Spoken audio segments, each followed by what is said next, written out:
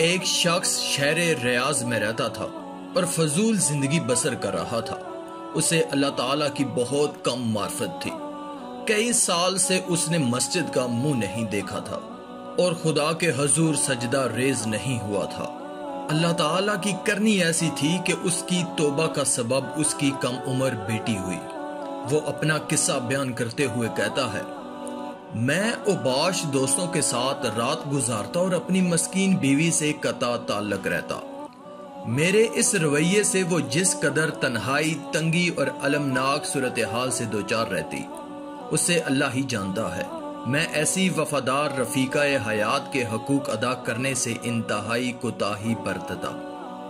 اس نے مجھے سمجھانے اور راہ راست پر لانے کی کوئی کسر نہ اٹھا رکھی تھی، لیکن سب بے سود رہا۔ ایک رات جب میں فضول شب باشی سے گھر لوٹا تو گھڑی سحری کے 3 بجے کی طرف اشارہ کر رہی تھی۔ میں نے اپنی بیوی اور چھوٹی بیٹی کی طرف دیکھا جو گہری نیند میں خواب خرگوش کے مزے لے رہی تھی۔ میں دوسرے کمرے میں چلا گیا تاکہ رات کا بقیہ حصہ VCR سے فلمیں دیکھ کر گزاروں۔ حالانکہ یہ وہ ببرکت وقت ہوتا جب ہمارا رب آسمان دنیا پر نزول فرماتا اور اعلان کرتا ہے، کیا کوئی دعا کرنے والا ہے میں اس کی دعا قبول کروں، کوئی استغفار کرنے والا ہے کہ میں اسے بخش دوں، کوئی سائل ہے کہ میں اس کا سوال پورا کروں۔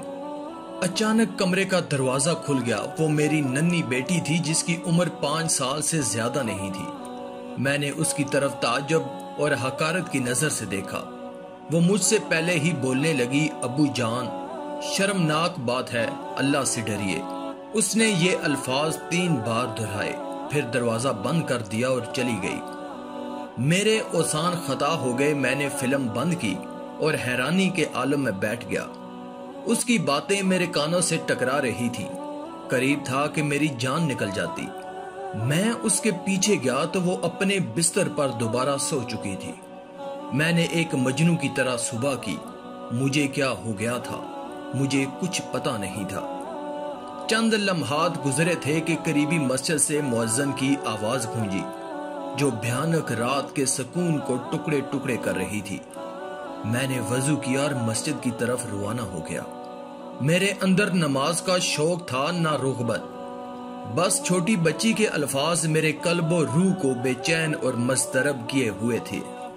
نماز کی اقامت ہوئی تو امام نے تکبیر کہی اور قرآن مجید کی تلاوت کی۔ وہ سجدے میں گیا تو میں نے بھی اس کے پیچھے سجدہ کیا۔ جو ہی میں نے اپنی پیشانی زمین پر رکھی تو میں پھوٹ پھوٹ کر رونے لگا۔ مجھے اس کا سبب معلوم نہیں تھا۔ اللہ تعالیٰ کے حضور 7 سال میں یہ میرا پہلا سجدہ تھا۔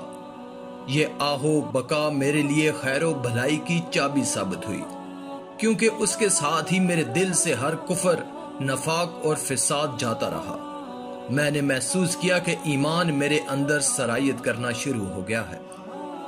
نماز کے بعد میں تھوڑی دیر مسجد میں بیٹھا، پھر اپنے گھر کی طرف لوٹ آیا۔ میں نے نیند کا ذائقہ نہیں چکھا اور اپنے کام پر چلا گیا۔ جب میرے دوست نے صبح سویرے مجھے کام پر پایا تو بہت تعجب کیا۔ رات بھر جاگنے کی وجہ سے میں کام پر تاخیر سے پہنچتا تھا۔ اس نے مجھ سے اس کی وجہ دریافت کی تو میں نے رات کی ساری کہانی سنائی۔ اس نے کہا، اللہ کا شکر ادا کرو کہ اس نے اس ننھی بچی کے سبب تجھے خواب غفلت سے بیدار کر دیا اور ملک الموت کے بھیجنے سے پہلے ہی تیرے حالات بدل دیے ہیں۔ جب نماز ظہر کا وقت ہوا تو میں بہت تھک چکا تھا کہ کافی دیر سے سویا نہیں تھا۔ میں نے معذرت سے اپنے کام دوست کے سپرد کی اور گھر کی طرف لوٹ آیا کہ تھوڑی دیر آرام کر سکوں۔ مجھے اپنی ننھی بیٹی کو دیکھنے کا بہت شوق تھا جو میری ہدایت کا سبب بنی تھی۔ میں اسی شوق کو سینے میں چھپائے گھر کی طرف لوٹا۔ مجھے یوں لگ رہا تھا جیسے ہوا سے بھی تیز چل رہا ہوں۔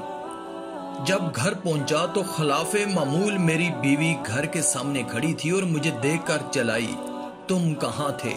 میں نے کہا، کام پر۔ اس نے کہا، ہم نے تجھے بہت زیادہ فون کیے، تم نہیں ملے، کہاں تھے؟ اس نے کہا، میں اپنے کام والی جگہ پر واقعہ مسجد میں تھا۔ ہوا کیا ہے اور اس وقت دروازے کے سامنے کیوں کھڑی ہو؟ وہ بولی تیری بیٹی اللہ کو پیاری ہو گئی ہے۔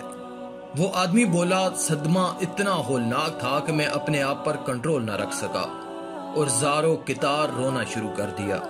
مجھے اس کی وہی بات یاد آ رہی تھی، ابو جان شرمناک بات ہے، اللہ سے ڈریے، ابو جان شرمناک بات ہے، اللہ سے ڈریے۔